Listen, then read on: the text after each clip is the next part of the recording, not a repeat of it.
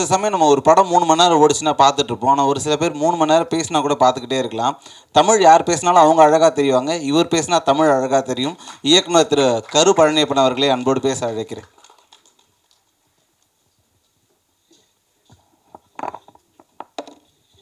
ஏற்கனவே மணி 8:45 AC off பண்ணிக்கிட்டு இருக்காங்க. இதில் ஆள் பேர் சொல்லி சீமான் வேறு 2 பக்கம் எட்டி பார்க்குறது எத்தனை தரடா மிச்சம் இருக்குது அப்படின்னு. பேரன்பும் பெருங்கோபமும் படத்தின் வெளியீட்டு அறிவிப்புக்கு வந்திருக்க உங்கள் எல்லோரையும் வணங்கி மகிழ்கிறேன். இந்த படம் தொடர்ச்சியாக இந்த படம் பற்றி எல்லோரும் வாழ்த்தி பேசினார்கள். அதில் குறிப்பாக தங்கர் பச்சனின் மகன் அறிமுகமாகிற படம் என்பதால் தங்கர் பச்சனை பற்றி அதிகம் பேசினார்கள். நீங்கள் தங்கர் பச்சனை புரிஞ்சுக்கிறதுக்கு உங்களுக்கு ஒரு நுட்பம் வேணும். 9 ரூபாய் நோட்டுன்னு ஒரு படம். 9 ரூபாய் நோட்டுனா என்ன?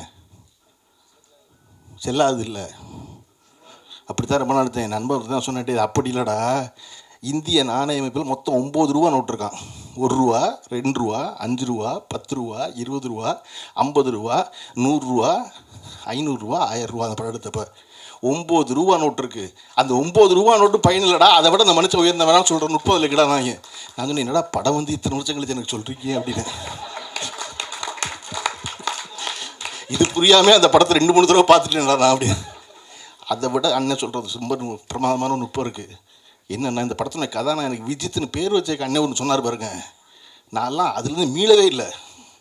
நான் நினச்சிக்கிட்டு இருக்கேன் அஜித்தில் பாதி விஜயில் பாதி விஜித்துன்னு. இப்போதையெல்லாம் நீங்களும் அப்படி தான் நினச்சிருக்கீங்க. நம்மளாம் அந்த 9 ரூபா நோட்டை மாதிரி நினச்சவங்க எல்லாரும்.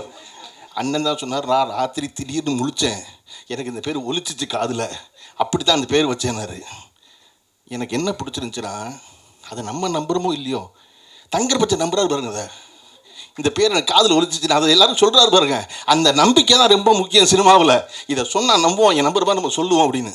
அப்படி இந்த படத்தில் அறிமுகமாகும் விஜித் பச்சானுக்கு முதல்ல வாழ்த்துக்கள். இதை வேற சுசீந்திரன் வேற காதில் கேட்டதுன்னு தெரியாமல், தம்பி பேர் வர மாட்டேங்கிறாரு. நாங்கள் இவ்வளோ யோசிச்சு வச்சிருக்க ஒரு பேர், நீ மட்டும் பேர் வராதுங்கிறீங்க. அதனால தேவயானி அவர்கள் மிக சிறப்பாக தன் வீட்டு பிள்ளையை வாழ்த்துவதைப் போல, தன் வீட்டு பிள்ளையை கண்டிப்பதைப் போல, தன் வீட்டு பிள்ளைக்கு வழிகாட்டுவதைப் போல மிக நேர்த்தியான ஒரு பேச்சு பேசிட்டாங்க. நீங்கள் பார்த்தீங்கன்னா தேவயானி ஒரு 20 வருஷம் கழிச்சு தம்பி பிரமாதமாக பெரிய நடிகன் ஆயிடுவான். அவன் தம்பி அதை விட பெரிய நடிகன் ஆயிடுவான். ஆனதுக்கப்புறம் என்ன செய்வாங்க தெரியுமா? தங்கர் பச்சனை கீழே உட்கார வச்சுருவாங்க. தங்கர் பச்சனை கீழே உட்கார வச்சுருவாங்க முதல் வரிசையில். ஏன்னா அவங்க என்ன தெரியுமா கோபம் இருக்கும், நான் அறிமுகமாகறேன், மேடையில் உட்காந்துக்கிட்டு வர்றவங்க போகிறேன் எங்களை பேசாமல் எங்கள் அப்பனை பேசிக்கிட்டே இருந்தாங்க, இரா உன்னை பழி வாங்குறேன் ஒரு ஆள் அப்படின்னு. ஆளாக கேட்டாரா?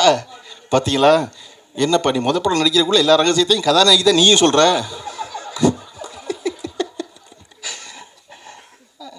இந்த படத்தினுடைய இயக்குனர் சிவபிரகாஷ் அவர்கள் என் அலுவலகத்தில் நான் இருந்த நாட்களை விட அதிக நாட்கள் இருந்தவர். நான் போகிறோன்னோ இல்லையே என் அலுவலகத்தில் இருப்பார். அது அவர் ஒரு நுட்பமான ஒரு அரசியல் தேர்ந்தவர். நீங்கள் அரசியல்லாம் உன்னை கட்சியில் நினச்சக்கூடாது. தினசரி வாழ்க்கைக்கு ஒரு அரசியல் தேவைப்படுது இல்லையா? அந்த அரசியலை முழு முதலாக படித்தவர் சிவபிரகாஷ். அவருக்கு என்ன எந்த காரியம் எப்படி செய்யணும்னு தெரியணும். அடிப்படை அரசியல் முதல்ல அதுதானே. இதனால் இவன் முடிக்குங்கிறத தெரிஞ்சுக்கிறது தான் முதல் அரசியல். அதை ரொம்ப நேர்த்தியாக தெரிஞ்சவர் சிவபிரகாஷ். நம்ம நீ பேசிகிட்டு இருக்கும்போது யாருப்பா அங்கே ஏசி போடுங்க நாங்கள்ல, சீமான் கிட்ட என்கிட்ட என்ன சொல்கிறாங்க, போடவே மாட்டாங்க. சுரேஷ் ஏசியை போடுனா தான் சுரேஷை திருப்பி கூப்பிட்டு கேட்க முடியும், என்னடா ஏசின்னு. நீங்கள் பொதுவாக யாருப்பா அங்கே சாம்பார் கொண்டு வானா சாம்பார் கடைசி வரை பத்திக்கு வரவே வராது. அந்த மாதிரி நம்ம ஆள் குறிப்பிட்டு சொல்லணும். அப்படி சிவபிரகாஷ் குறிப்பிட்டு சொல்கிறவர் தன்னுடைய முதல் படத்தை இவ்வளோ ஒரு அடர்த்தியான படமாக எடுத்திருப்பதாக பார்த்த எல்லோரும் சொன்னார்கள். ஏன்னா நான் பார்த்துடக்கூடாதுன்னு ரொம்ப கவனமாக இருந்தார் சிவபிரகாஷ். வேறு காரை சொல்லி எனக்கு இன்றைக்கி வரையும் படம் காட்டல. அவர் கேட்டார், என்ன உங்களுக்கு மட்டும் காட்டலையா? இல்லை என்ன காட்டலை, என்ன தெரியல. நல்லது தான், நான் என் இயக்குனருக்கு படம் காட்டல. எழில் சார் துள்ளாமணத்தில் படம் எடுக்கும்போது இயக்குனருக்கு படம் காட்டல, அவருடைய இயக்குனருக்கு. நான் பார்த்தீங்கன்னா சாருக்கு படமே காட்டல, ஒரு ஃப்ரேம் கூட காட்டல. எனக்கு என்னென்னா பார்த்துக்கிட்ட தேட்டரில் அப்படின்னு தியேட்டரில் அந்த படம் பார்த்து வெற்றிகரமாக ஓடிய பொழுது என்னை விடவும் அதிகம் மகிழ்ந்தது திரு பார்த்திபன் அவர்கள் தான். அதை போல் இந்த படம் பெறும் வெற்றிக்கு சிவபிரகாஷோட அதிகம் நான் மகிழ்வேன். இன்னொரு முக்கியமான விஷயம், தொடர்ச்சியாக மேடையில் பேசிய எல்லோரும் இந்த படத்துக்கு தொடர்பில்லாத செய்திகளை சொல்லிகிட்டே இருந்தாங்க. அது பொதுவான சினிமா செய்திகளாக இருந்தால் கூட அப்படி பேச வேண்டாம்னு நினைப்பேன். நான் சொல்கிறக்கு இன்னொரு இடம் இருக்குது, வேறு இடத்துல சொல்லிக்கலாம் போய் அப்படின்னு. இது பேரன்பும் பெருங்கோவங்கிற ஒரு படம். அந்த படம் வெற்றி வரணும்னு விரும்புகிற வாழ்த்துறை எல்லோரும் கூடியிருக்கோம். ஆனால் அப்படி சூழலில் உதயகுமார் அவர்கள் போல், இசைசி அவர்கள் போல் படம் ஓட மாட்டேங்குது சொல்லாது. படம் ஓடும். எப்படி படத்தை ஓட வைக்கிறேன்னு தெரியல. நல்ல படம் எடுத்தால் ஓடும், அவ்வளோதான். அது ரொம்ப சிம்பிள். ஏன் படத்தை ஓட்ட வைக்க முயற்சி பண்ணுறீங்க? ஓட்ட வைக்க முயற்சி பண்ணாதீங்க. படத்தை நல்ல படம் தான் ஓடும். அப்படி தான் ஓடி இருக்கு எல்லா படமும், இல்லையா? இல்லைங்க, உங்களுக்கு தெரியலைங்க அப்படின்னா குறைஞ்சபட்சம் இந்த திரைத்துறையில் இருக்க பிரச்சனைகளை வந்து அரங்கத்தில் பேசாதீங்க, அறையில் பேசுங்க.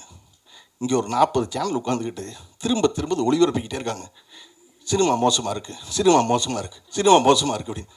அதுக்கு 2 பேர் வேறு உட்காந்துக்கிட்டு ஆரம்பிக்கும் போதே அந்த படம் எத்தனை கோடி நஷ்டம் தெரியுமா ஆரம்பிக்கிறாங்க. நான் சொல்கிறேங்க இல்லைங்க, திருக்குறளில் உள்ளியது எய்தல் எளிதும்பர் வள்ளுவர். நீ மனசில் நினைக்கிறீங்களா? அதை எய்தது எளிது, உள்ளியது எய்தல் எளிது மண் மற்றுந்தன் உள்ளியது உள்ள பெரின். முதல்ல நீ நம்பணும், நீ நினைக்கணும் ஆகும்னு. சதா சர்வகாலம் நினச்சிக்கிட்டு இருந்தேன்னா அது நடக்கும்.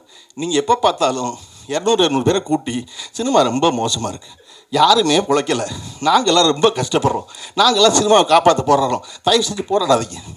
சினிமா காப்பாற்ற எல்லாரையும், சினிமாவை யாருமே காப்பாற்றவே முடியாது. இங்கே எந்த சீனுமே புது சீன் இல்லை, எல்லாமே பழைய சீனு. கதை இல்லாமல் கதை கேட்குறாங்க, கதை இல்லாமல் கேட்குறாங்க. ஆர்வி உதயகுமார் ரஜினிகாந்த் எப்படி கதை கேட்டார்? எப்படி எஜமான் படம் நடந்துச்சு? சின்ன கவுண்டர் வெற்றி பெற்றுச்சு, அதனால கூப்பிட்டு நடந்துச்சு. ஆர்வி உதயகுமார் மிகச்சிறந்த கதையை வச்சிருக்காருன்னு கூப்பிட்டார் ரஜினிகாந்த். ஆர்வி உதயகுமார் மிகப்பெரிய வெற்றியில் இருந்தார், கூப்பிட்டாரு. அந்த இடத்துல நல்ல கதை பண்ணார். அதனால இது எல்லாமே எப்பொழுதும் திரையுலகம் என்பது வியாபாரம் சார்ந்தது, இல்லையா? உலகமே வியாபாரம் சார்ந்தது. இந்த உலகத்துக்கு யார் வேணும்? வெற்றி பெற்றவர்கள் வேணும், இல்லையா? திரும்ப திரும்ப இன்றைக்கி ஏன் தங்கர் பச்சன் அவர்களை குறிப்பிட்டுட்டே இருக்காங்க மேலே இருக்க எல்லாரும். அவர் வெற்றி பெற்றவர். ஏன் தேவையானவர்கள் நன்றியோடு சொல்கிறாங்க? ஏன் சொல்கிறாங்க அப்படின்னா, எனக்கு எதுவும் தெரியாது, அவர் சொன்னார் பாரதி நடிக்க சொல்லி, அவர் சொன்னார் மறுமலர்ச்சி நடிக்க சொல்லி நான் போனேன்னு. அப்போ விஜித் பச்சனுக்கு இந்த மேடையுடைய டேக்கவே என்ன தெரியுமா? செய்தி என்ன தெரியுமா? இயக்குனர் ஒளிப்பதிவார் சொல்கிறத கேட்டிங்கன்னா நீங்கள் வெற்றி படத்தில் இருப்பீங்க. உங்களுக்கு தெரியாது, அது அவர்களுக்கு தெரியாது, அவங்க செய்வாங்க அந்த வேலையை. அப்போ இங்கே பெருவெற்றி பெறுவதற்கு மிகச்சிறந்த படங்களையும் மிகச்சிறந்த மனிதர்களையும் உடன் வைத்துக் கொள்வதுதான் முக்கியம். சிவபிரகாஷ் அவர்களுக்கு முதல் படத்திலேயே அந்த வாய்ப்பு அமைந்திருக்கிறது. அவர் பெருவெற்றி பெறுவது முக்கியம். அதை விட ஒரு முக்கிய செய்தி, பொதுவாக இன்று சினிமாவில் என்ன செய்வது கேட்குறீங்க. சினிமாவில் ஒரு பெரிய ஒரு விஷயம் நடந்துக்கிட்டே இருக்குது. என்ன அப்படின்னா, ஒரு படத்தினுடைய படப்பிடிப்பு முடிந்த பிறகு அந்த படத்தினுடைய உதவி இயக்குனர்கள் அந்த படத்தை விட்டு வெளியே அனுப்பப்படுறாங்க. படம் ரிலீஸ் ஆக போகும்போது அந்த படத்தினுடைய உதவி இயக்குனர்கள் யாருமே இருக்கிறதில்ல. என்னுடைய இயக்குனர் அவருடைய படத்தில் எனக்கு பேர் போடும்போது உதவிய இயக்குனர்னு போட்டார் பார்த்திபன். அவன் டைரக்டர் தான், இந்த படத்தில் அசிஸ்டண்ட்டாக வேலை செய்கிறான், அவ்வளோதான். உதவி இயக்குனர்னு பேர் போட்டார்.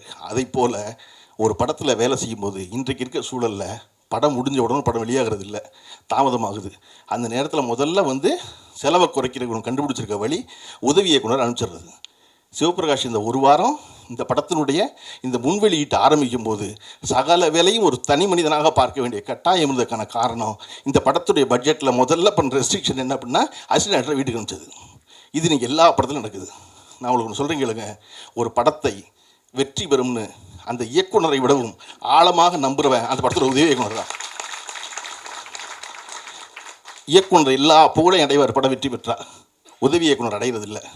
ஆனால் அவன் என்ன நம்புகிறான் அப்படின்னா, இயக்குனர் வெற்றி பெறுவதன் மூலமாக நாமும் வெற்றி பெறுவோம் நம்புகிறான். அவனை வச்சுக்கிறதுனால ஒன்றும் இந்த தமிழ் சினிமா நட்டப்பட்டுறது. நீங்கள் கியூபு கட்டுற காசு 5000 கட்டுறாரு ஆந்திராவில், 12000 கட்டுறாருங்கெல்லாம் அப்புறம் அறைக்குள்ளே பேசுவோம். அது இங்கே தீர்வு கிடையாது யார்ட்டையும், அது அறைக்குள்ளே பேச வேண்டியது. ஆனால் உதவி இயக்குனர்களை இப்படி நடத்துகிறாங்கிறது அரங்கத்தில் பேச வேண்டியது. அது ரொம்ப முக்கியம். அதை போல் இந்த படம் மட்டுமல்லாது எல்லா படத்திலும் தொடர்ந்து மிகச்சிறந்த இயக்குனர்கள் வர வேண்டும். வருவதற்கு சினிமா எல்லா வாய்ப்பையும் எல்லா கதவையும் எப்பொழுதும் திறந்து வைத்திருக்கிறது. சிவபிரகாஷுக்கு திறந்து வைத்திருப்பதை போல. இந்த படம் ஆரம்பித்தது ஒரு ப்ரொடியூசர், அதுக்கப்புறம் நடத்துனது ப்ரொடியூசர், அதுக்கப்புறம் நீ படத்தை வெளியிட்டு வந்திருக்கிறது 3வது ப்ரொடியூசர். ஏன்னா அந்த படம் தனக்குரியவர்களை தேர்ந்தெடுத்து வெளியே வந்து சேருகிறது இல்லையா? அப்போ இதை போல அனைத்து படைப்புகளும் பெரும் படைப்புகளாக வரட்டும். எல்லா படைப்பிலும் பேரன்பும் பெருங்கோபமும் நிறைந்திருக்கட்டும். குழுவினருக்கு வாழ்த்துக்கள். நன்றி.